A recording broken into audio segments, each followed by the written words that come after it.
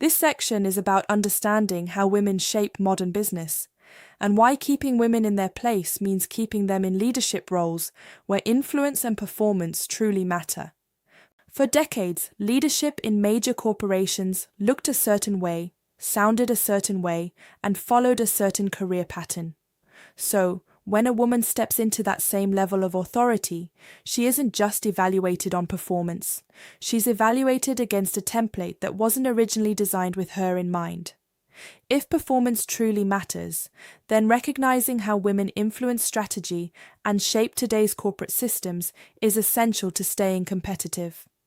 Look at who is running major global corporations today. Mary Barra leads General Motors. She is responsible for steering one of the largest automotive manufacturers in the world through one of the most complex transitions in its history from traditional combustion engines to electric vehicles. That means global supply chains, labor agreements, capital investments, regulatory pressure, and long-term strategic risk. Jane Fraser runs Citigroup, global banking, international exposure, regulatory oversight across continents. The financial system doesn't tolerate weak leadership.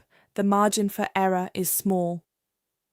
Lisa Su leads Advanced Micro Devices. She stepped into a struggling semiconductor company and repositioned it as a dominant competitor in high-performance computing. In an industry defined by precision and relentless competition, that kind of turnaround requires technical depth and strategic clarity. Safra Katz runs Oracle, enterprise software and cloud infrastructure. Competitive pressure from some of the most aggressive technology companies in the world. That role involves global enterprise clients, massive capital allocation decisions, and constant market repositioning. Karen Lynch leads CVS Health. Healthcare infrastructure, pharmacy networks, and insurance integration. That's not symbolic influence.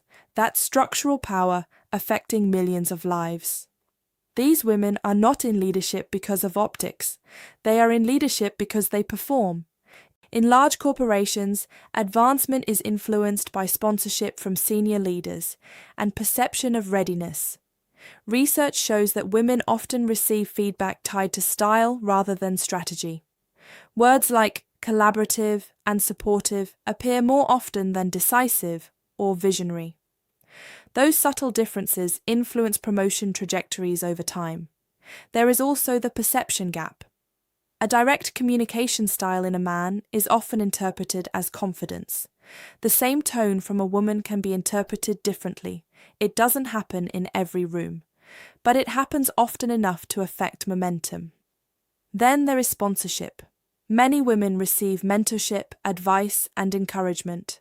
Fewer receive sponsorship, the kind where a senior executive actively advocates for their advancement. Advancement accelerates when executive sponsorship is present. The growing presence of women in corporate boardrooms around the world reflects meaningful progress, even as gaps remain, revealing both progress and opportunity. Countries like Norway, Finland, and France lead in women's board representation, showing what intentional policy and corporate commitment can achieve. Meanwhile, other major economies such as the United States, Germany, and Japan reflect that advancement is uneven across regions. The data also underscores momentum. Over 17 countries now mandate minimum board representation for women, signaling a global recognition that diverse leadership strengthens governance, strategy, and long-term performance. Women are leading across industries, and the numbers reveal both momentum and major gaps. Overall, women hold a small percentage of CEO positions, highlighting how rare female leadership remains at the very top. Representation is strongest in certain industries. However, some sectors show how uneven access to leadership remains across industries. The data underscores that progress exists, but it's concentrated, not universal. Across all levels, women earn just 78 cents for every dollar earned by men. At the current pace, full pay equity is projected to take until 2058, underscoring how gradual progress remains. The data also makes a compelling business case. Companies with sustained representation of at least 3 women on their boards outperform those with none, seeing higher returns on sales, invested capital, and equity. Add to that the reality that women still disproportionately carry expectations outside of work, caregiving, household coordination, invisible labor that rarely shows up on performance reviews but consumes time and energy.